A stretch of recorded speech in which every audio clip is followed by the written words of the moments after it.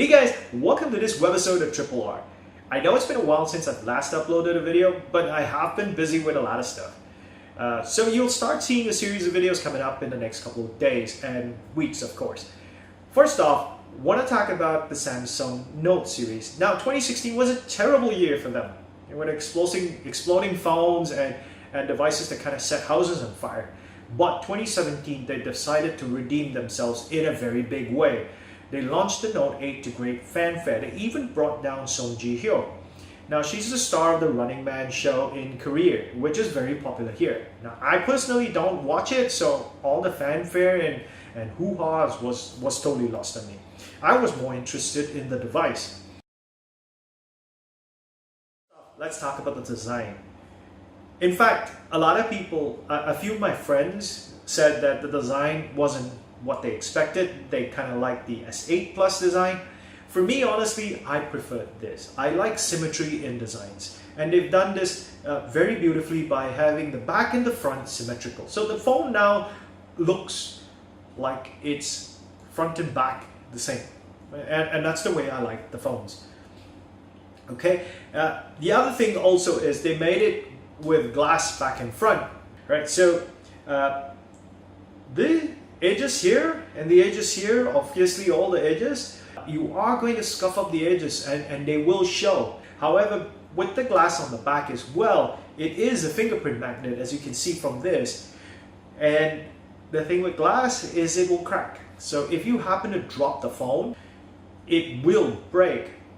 Right? It comes with wireless charging, but there's no wireless charger in the box. So you're gonna have to fork up some money to buy wireless charging.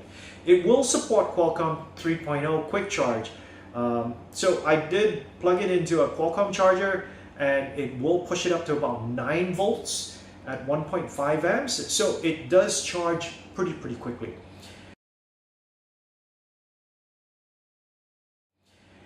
It also has the infinity screen, very much like the S8 Plus. So there's a teeny weeny small little gap on the top, which has a black band, and there's a tiny one in the bottom. So it's beautiful for media consumption, browsing the web. So all of that is there. A thing I didn't really like about this small band, top and bottom, is if you play games, there is not much place for you to rest that part of the hand, as you can see from this. Right? So you could end up accidentally tapping the screen where you're not supposed to be tapping the screen. So the screen is a new 18:9 resolution, which is similar to the S8 Plus. So all of this stuff is very similar to the S8 Plus. Now, if you want to know more about the S8 Plus, we will be talking about that on a separate video. But what differentiates the S8 Plus and Note 8? Okay, so the design is one. The second,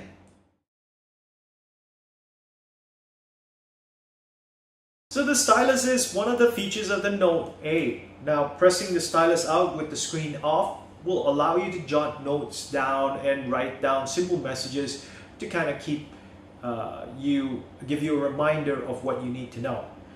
All right. Popping it back in again brings it off.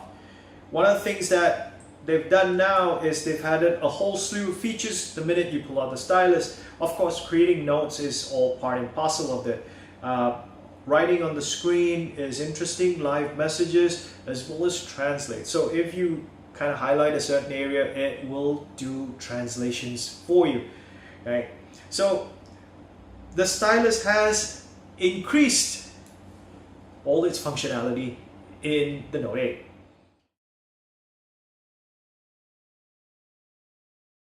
So let's talk about the camera, which is the last of the features we want to talk about on the Note 8. What is wonderful about it is for the first time, Samsung has incorporated a dual lens. And they've taken their time because I think they basically wanted to learn from everybody else and see what would be the best way to adopt a dual camera. What they've done is they've incorporated a wide-angle lens together with a telephoto lens on the second camera. One of the key features of this dual setup is live focus, as you can see here. Now clicking on the live focus, you get a close-up view of the object, which would mean that you probably have to back up a little in order to take a picture of the object. Now, so what is the good part? Looking at the image of the object, you can then adjust the blur of the background. So let's look at the camera setup on the Note 8. Now the S8 Plus came with a very capable single lens shooter. The Note 8, however, has come with a dual lens shooter.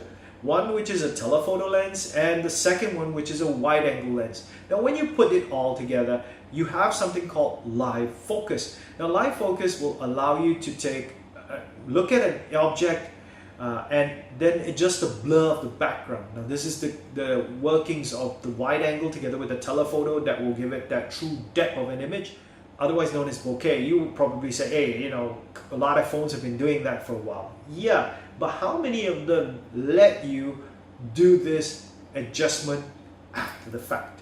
Now what does it mean by after the fact? So here are some images that has already been taken with the live view.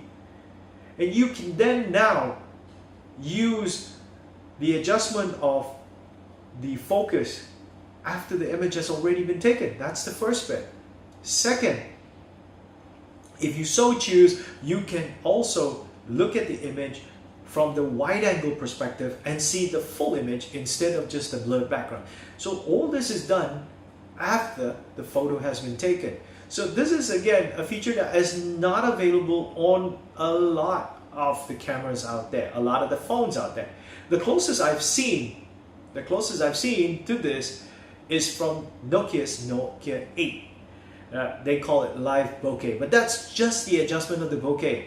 It doesn't allow you to see the wide angle image as we're seeing of this. So how does this phone take pictures in low light as well? How well does it take? So some of these images that you're seeing now are taken with the camera in low light. Bear in mind, I only use the automatic settings because not all of us are experts at adjusting shutter speed, light balance, ISO settings. Most of us would just hold the camera, use it in auto and snap the pictures. So all of these pictures are snapped using the auto mode. So the low light pictures were exceptional and you could see a lot of the fine details. Most of the time you get that blurring effect with some of the other cameras. Those of you who want a bit more settings with manual mode, this camera has one particular feature in the manual mode that I really love. It is the ability to see where the camera is focusing as you're adjusting the manual slider. As you can see from this image, this video that's here, parts of the car has been turning green, and that kind of tells you where the focus of the camera is. So it takes a lot of the guesswork out from trying to recognize where the camera is focusing at any point in time. So that is also one of the features that is new, and you've not seen this on any other camera phone in the market. For those of you who like to shoot images of food, they also have this food setting. Basically, it's a scaled down method of shooting portrait, but scaled towards shooting food. I've used it to shoot objects, in this case objects of model cars, objects of food, and it kind of takes the guesswork out of adjusting the bokeh because it has that done really well, and it manages to make the color pop. So I really like it. So some of the images samples coming up here, and this was done using the food setup to take pictures. So what do I think about the Note 8? I hate it. In short, I do. I hate it because it makes all the other phones look bad.